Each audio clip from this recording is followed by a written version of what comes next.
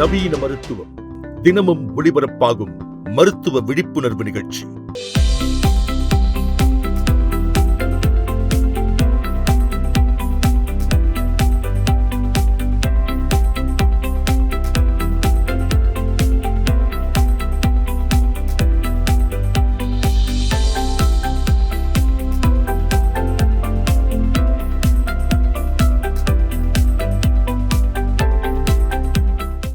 இந்த நிகழ்ச்சியில் மருத்துவர் மார்பக கட்டிகளின் வகைகள், கண்டறியும் முறைகள், சிகிச்சை முறைகள் மற்றும் மார்பக புற்றுநோய் தடுப்பு வழிமுறைகள் குறித்து தெளிவாக விளக்குகிறார். இப்போ பிரெஸ்ட் கட்டிகள் யாருக்கெல்லாம் வரலான்னு பார்த்தீங்கன்னா 20 வயசுல இருந்து 80 வயசு வரைக்கும் வரலாம்.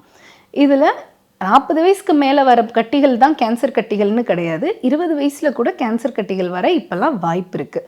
அதே மாதிரி 40 வயசு மேலே வர கட்டிகள் எல்லாமே கேன்சர் கட்டிகளாகவும் இருக்கணும்னு அவசியம் கிடையாது. ஸோ இப்போ நம்ம பார்த்திங்கன்னா நம்மளே ரெகுலராக நம்ம பிரெஸ்ட்டை எக்ஸாமின் பண்ணி பார்க்கணும். அதுக்கு பேர் செல்ஃப் பிரெஸ்ட் எக்ஸாமினேஷன் சொல்லுவாங்க. ஸோ இது எப்பத்துலேருந்து பண்ணணும்னு பார்த்திங்கன்னா ஒரு ஃபீமேல் ஏஜ் அட்டன் பண்ணல, அதாவது பியூபர்ட்டி வந்ததுலேருந்து நம்ம செக் பண்ண ஆரம்பிக்கலாம். இனிஷியலாக எனக்கு எப்படி இதுதான் கட்டி அப்படின்றது தெரியும் நீங்கள் கேட்கலாம். ஸோ அதுக்கு நம்ம பிரெஸ்ட் எப்படி இருக்குன்றத முதல்ல வாரம் ஒரு முறை ஃபஸ்ட்டு செக் பண்ண ஆரம்பிக்கணும். மேலும் மார்பக புற்றுநோயை ஆரம்ப நிலையிலேயே கண்டறிய பெண்கள் மாதந்தோறும் சுய பரிசோதனை செய்வது மிகவும் முக்கியமானதாகும். மார்பக புற்றுநோயை தடுப்பதில் முக்கியமானது ஆரம்பத்திலேயே கண்டறிதல். ஸோ இந்த பிரெஸ்ட் எக்ஸாமினேஷனை எப்படி பண்ணணும் அப்படின்னு பார்த்தீங்கன்னா, ஒரு தனி அறையில் ஒரு மிரர் இருக்கணும் கன்ஃபார்மாக. அந்த மிரர் முன்னாடி நின்று தான் பண்ணணும். ஸோ இதை எக்ஸாமினேஷன் பண்ணும்போது மேலே இருக்கிற ஆடையை மட்டும் ரிமூவ் பண்ணிவிட்டு நம்ம கைகள் இரண்டையும் இடுப்பில் வச்சு முதல்ல எப்படி இருக்குது நம்ம மார்பகம் அப்படின்றத பார்க்கணும். ஸோ முதல்ல பார்க்கும்போது 2 மார்பகமுமே சமமாக இருக்குதா, ஒரே மாதிரி இருக்குதான்னு பார்க்கணும்.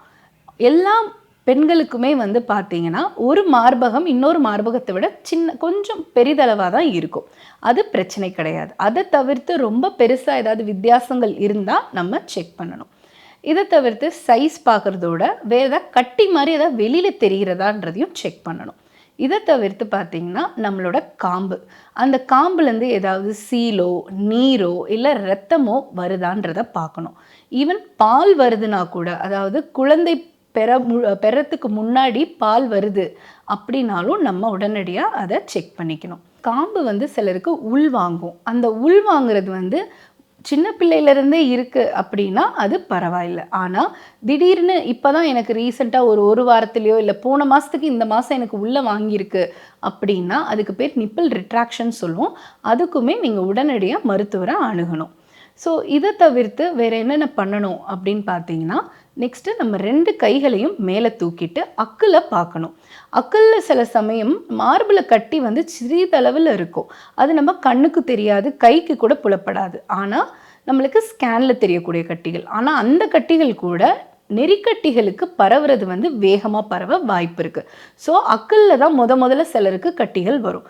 ஸோ அக்கில் கட்டிகள் இருக்கான்றதையும் நம்ம ஒரு தடவை செக் பண்ணிக்கணும்.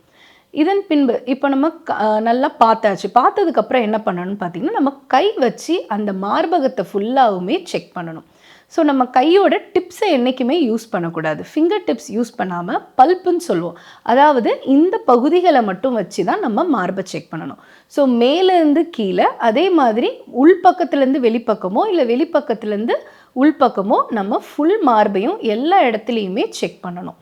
அந்த மாதிரி தடவி பார்க்கும்பொழுது நம்மளுக்கு முன்னைக்கு இப்போ ஏதாவது சிறிதளவு ஒரு கடுகளவு கட்டி மாதிரி தெரிஞ்சால் கூட உடனடியாக மருத்துவரை பார்க்குறது மிக மிக அவசியம். இப்போ யாருக்கெல்லாம் நம்ம இந்த கட்டிகள் ரொம்ப ரொம்ப முக்கியமாக செக் பண்ணிக்கணும்னு பார்த்தீங்கன்னா, ஒரு ஹார்மோன் தெரப்பியில் இருக்கிறாங்க, ஒரு 5 வருஷம் 10 வருஷம் ஹார்மோன் தெரப்பியில் இருக்கிறாங்கன்னா நம்ம கண்டிப்பாக செக் பண்ணணும். இதை தவிர்த்து நம்ம ஃபேமிலியில் யாருக்காவது கேன்சர் இருக்குது, எஸ்பெஷலாக பார்த்தீங்கன்னா மார்பக புற்றுநோய் நம்ம அம்மா வழியிலையோ அப்பா வழியிலையோ, அதாவது அப்பா வழியில் வர அத்தைமார்களுக்கோ இல்லை அம்மா வழியில் வர பெரியம்மா சித்திகளுக்கோ இருக்குதுன்னா கூட நம்ம செக் பண்ணிக்கிறது ரொம்ப ரொம்ப அவசியம். இப்போது யாருக்கு எந்த வயசில் என்ன மாதிரி ஸ்கேன்ஸ் பண்ணணும்னு பார்த்தீங்கன்னா, யூஸ்வலாக 40 வயசுக்கு அப்புறம் நம்ம மேமோகிராம் எடுக்கிறது ரொம்ப ரொம்ப அவசியம். அதுவும் இயர்லி ஒன்ஸ் நம்ம எடுத்தாகணும். அப்போ 40 வயசுக்கு கீழே இருக்கிறவங்க எந்த ஸ்கேனும் வேண்டாமா அப்படின்னு கேட்டிங்கன்னா யூஸ்வலாக வேண்டாம். ஆனால் நம்ம இந்த மாதிரி செல்ஃப் எக்ஸாமினேஷன் பண்ணும்போது கட்டியோ இல்லை நிப்பிளில் ஏதாவது நீரோ வருது அப்படின்னா டாக்டரை பார்க்கும்போது அவங்க அல்ட்ராசவுண்ட் ஸ்கேன் எழுதி கொடுப்பாங்க. அந்த அல்ட்ராசவுண்ட் ஸ்கேனே அந்த ஏஜ்க்கு போதும்.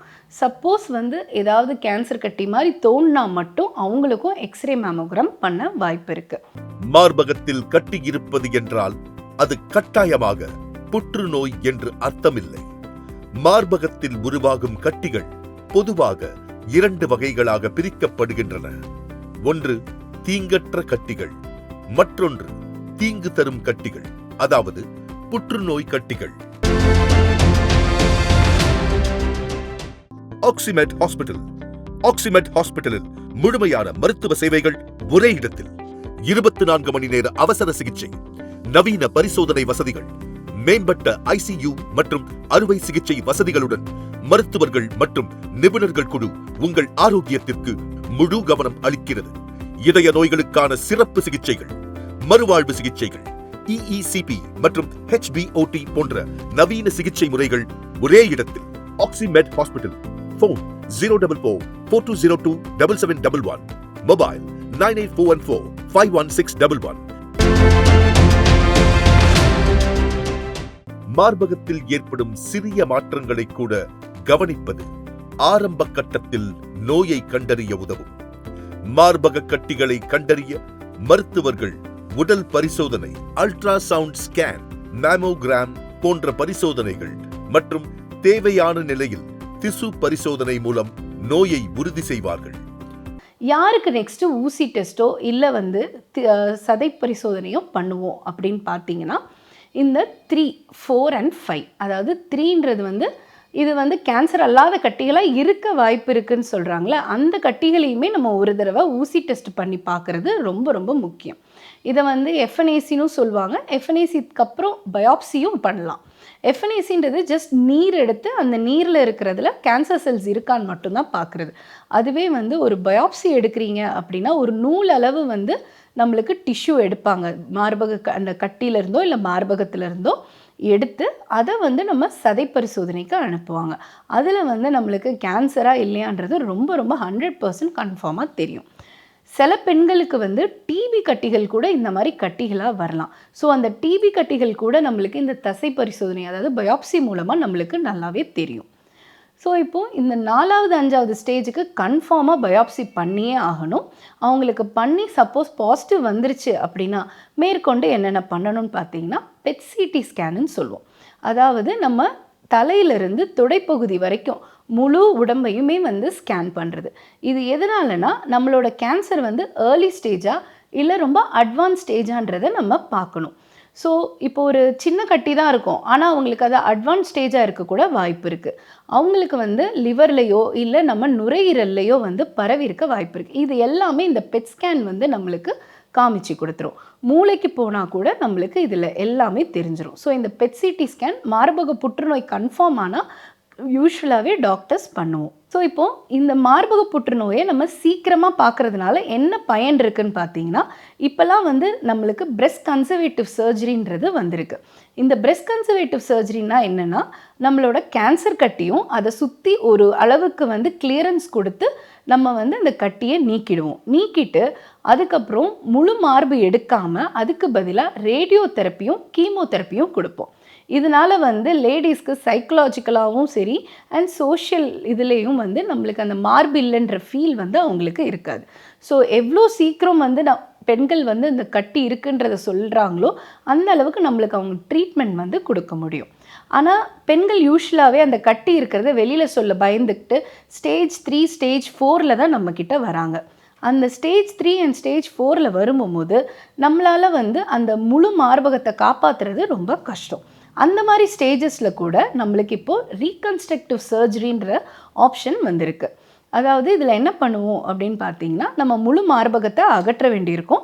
அகற்றினதுக்கு அப்புறமா அதே சிட்டிங்லேயோ இல்லை பேஷண்ட் சிலர் வந்து ஒரு 6 மாதங்கள் ஆஃப்டர், அதாவது இந்த கீமோதெரப்பியோ ரேடியோ தெரப்பியோ முடித்ததுக்கப்புறம் கூட இந்த மாதிரி ரீகன்ஸ்ட்ரக்டிவ் சர்ஜரி பண்ணிப்பாங்க.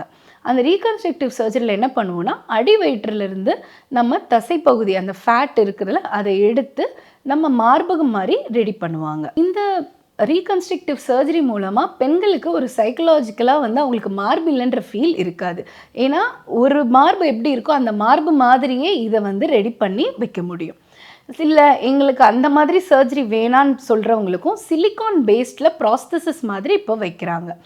இது ரெண்டுமே எங்களால் பண்ணிக்க முடியாது அப்படின்னு சொல்கிற பெண்களுக்கு கூட இப்போ வந்து நம்ம இப்போ ஒரு இன்னர் வேர் எடுக்கிறீங்க அப்படின்னா அதுக்காகவே இன்னர்ஸ் வேர்ஸ் ரெடி பண்ணுறாங்க. அதாவது வெளியிலேருந்து பார்க்குறவங்களுக்கு மார்பு எடுத்தது தெரியாது, அந்த மாதிரி கூட பண்ணிக்கலாம். ஸோ இப்போ சர்ஜரி பார்த்திங்கன்னா ஒன்று பிரெஸ்ட் கன்சர்வேட்டிவ் சொன்னேன், இன்னொன்று வந்து மாஸ்டெக்டமி, அதாவது முழு மார்பகத்தை வந்து அகற்றுறது. இந்த முழு மார்பகத்தை அகற்றும் போது யூஸ்வலாக அந்த கட்டி அளவை பொறுத்து தான் ஃபஸ்ட்டு பண்ணுவோம். சப்போஸ் கட்டி ரொம்ப பெருசாக இருக்குது, நம்ம மார்பகத்தை எடுத்ததுக்கப்புறமா அதை தையல் போட்டு கிட்ட கொண்டு வர முடியாத ஸ்டேஜில் இருக்கும் போது முதல்ல கீமோதெரப்பி கொடுப்போம். அதுக்கு பேர் வந்து நியோ அட்ஜுவன்ட் கீமோதெரப்பி. இதுக்கப்புறம் சர்ஜரி பண்ணி முடிச்சிட்டதுக்கப்புறமும் நம்ம கீமோதெரப்பி தரத்துக்கு வாய்ப்பு இருக்குது. அண்ட் அது தவிர்த்து நம்ம கரண்ட் வைக்கணும், அதாவது ரேடியோ தெரப்பி. இது ரொம்ப காமனாக நம்ம பிரெஸ்ட் கன்சர்வேட்டிவ் சர்ஜரி பேஷண்ட்ஸ்க்கு வைப்போம். இதை தவிர்த்து சிலருக்கு ரொம்ப அதிகமாக பரவல் இருக்குது அப்படின்னா அவங்களுக்கும் வைப்போம். இதை தவிர்த்து வேறு என்னென்ன ட்ரீட்மெண்ட் இருக்குதுன்னு பார்த்தீங்கன்னா ஹார்மோன் தெரப்பி. இது வந்து நம்ம பயாப்சி ரிப்போர்ட் பொறுத்து நம்மளுக்கு தெரியும். நம்ம பயாப்சியில் ER/PR HER2/newன்னு ஒரு ரிசப்டார்ஸ் இருக்கும், அதை வந்து நம்ம செக் பண்ணுவோம். அந்த பயாப்சியில் அது பாசிட்டிவ் வந்துச்சுன்னா அதுக்கு ஏற்ற ஹார்மோனல் தெரப்பி கொடுப்போம். இதை தவிர்த்து இம்யூனோ தெரப்பியும் இப்போ வந்துட்டுருக்கு. ஸோ இந்த ட்ரீட்மெண்ட் மூலமாக நம்ம பிரெஸ்ட் இதை வந்து 100% க்யூர் பண்ணக்கூட வாய்ப்பு இருக்குது. நீங்கள் எவ்வளோ ஏர்லி ஸ்டேஜில் வரீங்களோ அந்த அளவுக்கு வந்து நம்ம அதை க்யூர் பண்ண முடியும். ரொம்ப ரொம்ப ஏர்லி ஸ்டேஜ் 1-2 ஸ்டேஜஸில் வரும்போது 100% பிரெஸ்ட் கேன்சர் க்யூரபிளாக இருக்கும். தொடர்ச்சியான மருத்துவ பரிசோதனை, மேமோகிராம் பரிசோதனை மற்றும் சுய பரிசோதனை மூலம் ஆரம்ப நிலையில் கண்டறிந்தால் சிகிச்சை வெற்றி வாய்ப்பு அதிகமாக இருக்கும். வந்து நம்ம செல்ஃப் எக்ஸாமினேஷன் மூலமாகவும் அண்ட் 40 இயர்ஸ் மேலே இருக்கிற லேடிஸ் வந்து மேமோகிராம் பண்ணுறது மூலமாகவும் நம்ம ஏர்லியாக வந்து பிரெஸ்ட் கேன்சரை கண்டுபிடிக்க முடியும். அந்த பிரெஸ்ட் கேன்சரை வந்து ஏர்லியாக கண்டுபிடிக்கிறது மூலமாக நம்மளால் மார்பகத்தையும் காப்பாற்ற முடியும், அதே சமயத்தில் 100% க்யூர் ரேட்டும் கிடைக்கும். மற்ற கேன்சரை விட இது 100% சர்வைவல் ரேட் இருக்கக்கூடிய ஒரு கேன்சர். மேலும் நோய் பற்றிய சந்தேகங்களுக்கும் சிகிச்சை முறைகளை பற்றிய விவரங்களுக்கும் ஆக்சிமெட் ஹாஸ்பிட்டல். ஃபோன் 044-4202-7711. மொபைல் 9841451611.